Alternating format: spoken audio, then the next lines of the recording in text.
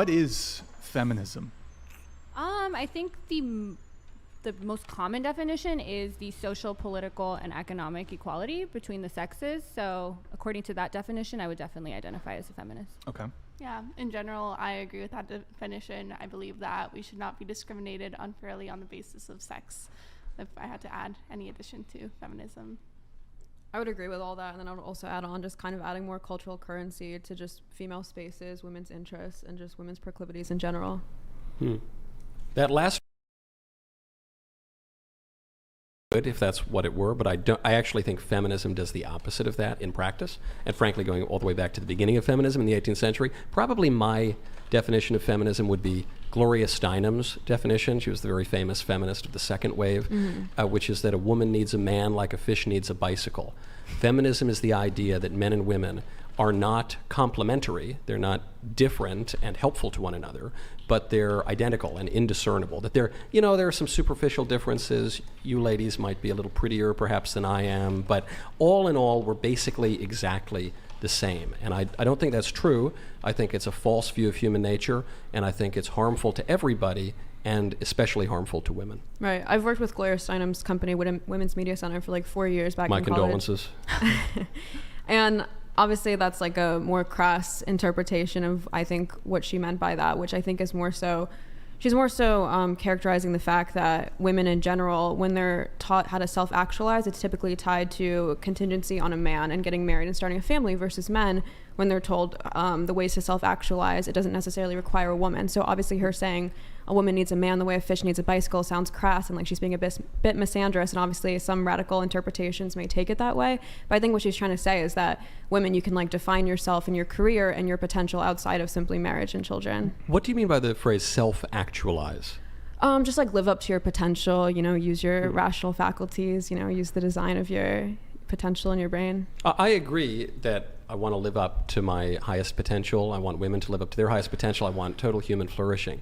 But I think you've given away the game on the radical and liberal foundation of feminism, which is the notion that it comes purely from the self. It's a matter of self-liberation that I can do totally self-sufficiently, as if I were an island unto myself. But no man is an island unto himself. And so I didn't make myself. I didn't create the family that I was born into. I didn't create the community that I was born into, the country that I was born into. I take the opposite view of the liberal view. The liberals say that man is fundamentally an individual. The conservatives would say, no, man is a social creature. Man is a political animal. And so the irony, I think, of someone like a Gloria Steinem saying that or insinuating that we just want women to live up to their fullest potential, is that the way that she and the feminists have done it is to totally erase women. And I think this goes back way further than the second wave. You sometimes hear conservatives, the squishy kind, they say, we love the feminism, but only the second wave, not the third wave, or we like the first wave, not the second, or whatever. We're on like the 10th wave now. But it's been a problem from the beginning. Even Mary Wollstonecraft, who founds feminism with the vindication of the rights of women, she writes that Providence has created men in such a way that they are more inclined to virtue, and they're more endowed with virtue. And I think that's exactly what Gloria Steinem thinks, because the way that second wave feminism actually was practiced was it denied the virtues particular to women, and it said the only way to be virtuous and to flourish is to be a man. So if women want to be virtuous and flourish, they got to dress like men, and they got to have the same attitudes towards sex as men, and they got to work in the workplace exactly as men do, and they just have to pretend to be men.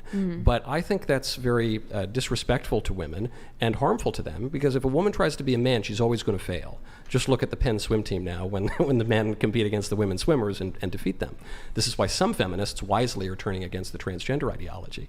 I think women are great, and women have a wonderful nature, and when women are fully women, they can really flourish, and when they pretend to be men, they get miserable.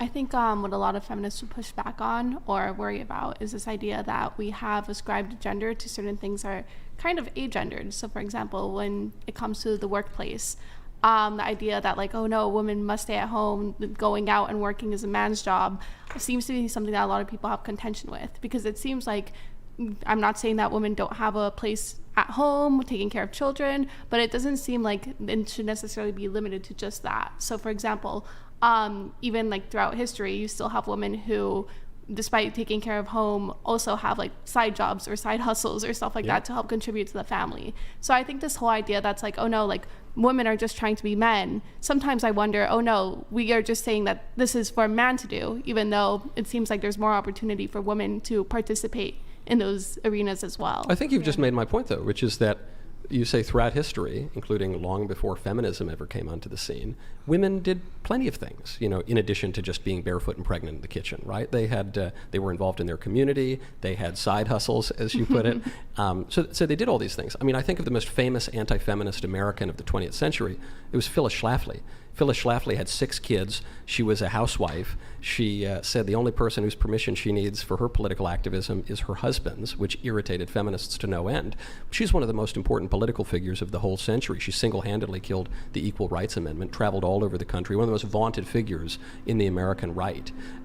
She was able to do a lot of things in public, but she recognized that her particular role that her husband never could have, that no man on earth ever could have, even if he kids himself, is to have children, to be a woman, to be graceful, to do the things that men can't do. And so she can do things beyond that as well. But if you erase the particular advantages of women, then women are put at a disadvantage. I mean, the problem is women were also excluded from doing a lot of things. So I don't think anyone here thinks there are no differences between men and women, but there's a lot of overlap as well. And while men and women may be different on something on average, to look at a woman like I think you and some of your other conservatives are under fire for saying, oh, if it's a female pilot, I'm automatically going to assume that this person is incompetent. I've never said that. Though if an airline tells me that they are prioritizing DEI over merit in the cockpit, I would probably book another airline. Okay, and I guess that's a little different. I get what I get that. But my point is like to say women are just more emotional than men. That may be true on average, but to then look at a woman and just be like, automatically I'm going to assume this woman is more emotional. I think that isn't, that's the last. So why is it true on average though?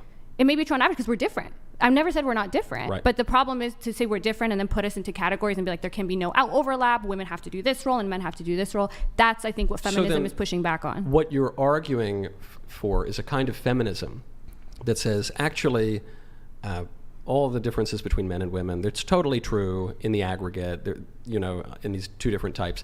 But on rare occasion, there's going to be some woman. It's not that rare. Like, let's say, gender roles. Like, let's say most people, let's say 70 to 80% of people will fall into natural gender roles. But then there's still 20% of our population that may not. And do we make a society where we force that 20% into these roles, or do we allow choice?